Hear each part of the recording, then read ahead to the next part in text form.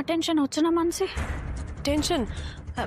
হ্যাঁ হচ্ছে, মানে টেনশন করে কি বা হবে মীরা? আগেবার আর্য জেদের বসে বেরিয়ে গেল, আর এবার তো দেখো মীরা, আমি এটাই ভাবছি যে চ্যানেল লাগিয়ে বেডে আর্যদার শুয়ে থাকার থেকে বাইরে যখন গেছে এটা তো অনেক বেটার। কিন্তু আগেরবার কিভাবে আর্য ফিরলো তুমি মনে হয় দেখোনি মানসি। তুমি কেন এত ভাবছো বলো তো? আর্যদার যেখানে যাওয়ার সেখানেই গেছে। কোথায় গেছে আর্য? তুমি এরকম বেশি বেশি কেন করছো বলো তো? মানে মানে তুমি কি ভাবছো আর্যদা তোমার হাত থেকে বারবার ফসকে যাচ্ছে? তুমি এখন এগুলো কি বলছো? আর্যদা না তোমার কখনো ছিলই না, তুমি আর্যদাকে ধরে রাখতে পারবে না। মানসি, এই সিচুয়েশনে দাঁড়িয়ে তুমি এগুলো কি করে বলতে পারছো আমি বুঝতে পারছি না। Calm down. না মানসি কি বলছে তুমি শুনছো না? তুমিও তো কিছু বলছো না কিঙ্কর। তুমি এত টেনশন করছো সেই জন্যই বলছি। এত খবর রাখো আর্যদার, আর এটা জানো না কোথায় গেছে আর্যদা? মানসি, তুমি কি জানো আর্য কোথায় গেছে?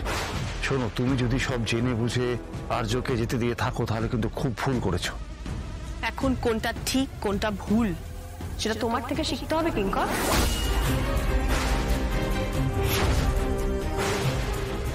এটা এই স্যারের জীবনের ব্যাপার। কার সাথে কথা বলছো সেটা মাথায় রেখো। আমি মানসি সিংহ রায়। ও, মীরা ম্যাডাম আমি বেরোচ্ছি।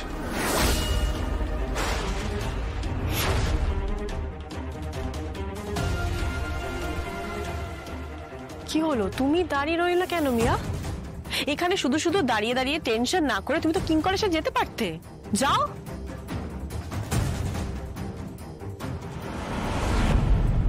আমার সম্মান তাতেই থাকবে। আমি আর্য সিংহ রায়। তুমি অনেক ছোট, অনেকটাই ছোট। তুমি যখন বড় হবে, একটু একটু করে যখন বড় হবে, তুমি দেখবে যে আমাদের সমাজে মেয়েদের অনেক কিছু সহ্য করতে হয়। দুদিন ধরে চলছে, আজকের ঘটনা নয়। কেন বলো তো? তোমরা মেয়েরা অন্যায়টাকে মেনে নিচ্ছ, প্রতিবাদ করছো না বলে। তুমি কতটা শক্তিশালী তুমি নিজেও জানো না। এই যে মেয়েটা, তুমি যখন বিপদে পড়েছিলে ও তোমার পাশে দাঁড়িয়েছিল। এখন পরিস্থিতিটা উল্টে গেছে। এখন ও বিপদে পড়েছে, তোমাকে ওর প্রয়োজন, তুমি ওর পাশে দাঁড়াবে না? আপনি ওকে কেন এসব কথা বলছেন? ও তো যা বলার বলে দিয়েছে। আমি আপনার কাছে ক্ষমা প্রার্থী। আপনার মেয়ে যদি সত্যি কথা বলতো তাহলে আমাকে এইসব কথা বলতেই হতো না। দেখো, এখন ফ্যামিলিতে কেউ অসুস্থ হলে পরিবারের লোকরাই তাদের পাশে দাঁড়ায় না, পাশ কাটিয়ে চলে যায়।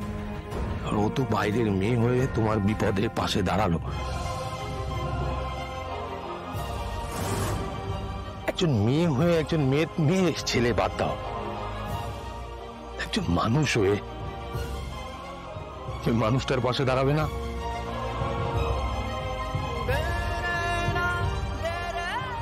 আপনি তো মগজ ধোলাই করছেন স্যার। এমনিতে একটা মেয়েটা ঘাপড়ে রয়েছে, এর মধ্যে আরো অনেক। মিনিট,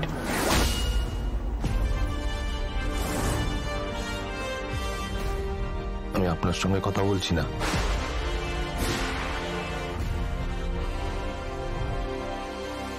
ওর সঙ্গে কথা বলছি, একটু কথা বলে নি। শোনো, তোমাকে আমি জোর করছি না। তোমার যেটা মনে হয় সেটাই তুমি বলবে। তবে আমি বিশ্বাস করি আজও মেয়েরা সঠিক পথে চলতে জানে। মেয়েরা পথ দেখায়, মেয়েরা সত্যের সামনাসামনি হয় আর সত্যি কথা বলে। আর একটা কথা বলি, আপনার কোনো ভয় নেই, আপনার মেয়েরও কোনো ভয় নেই। কেউ তোমাকে কিচ্ছু করবে না, কিচ্ছু বলতে বাধ্য করবে না, তাই না?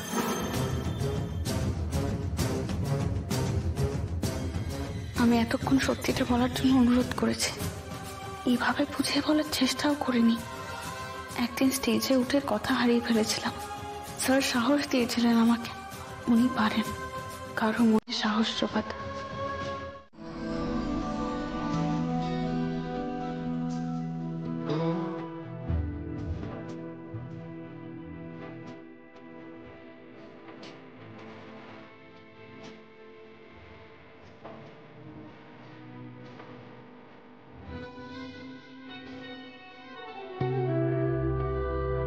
है तुझे मैं खो ना दूं।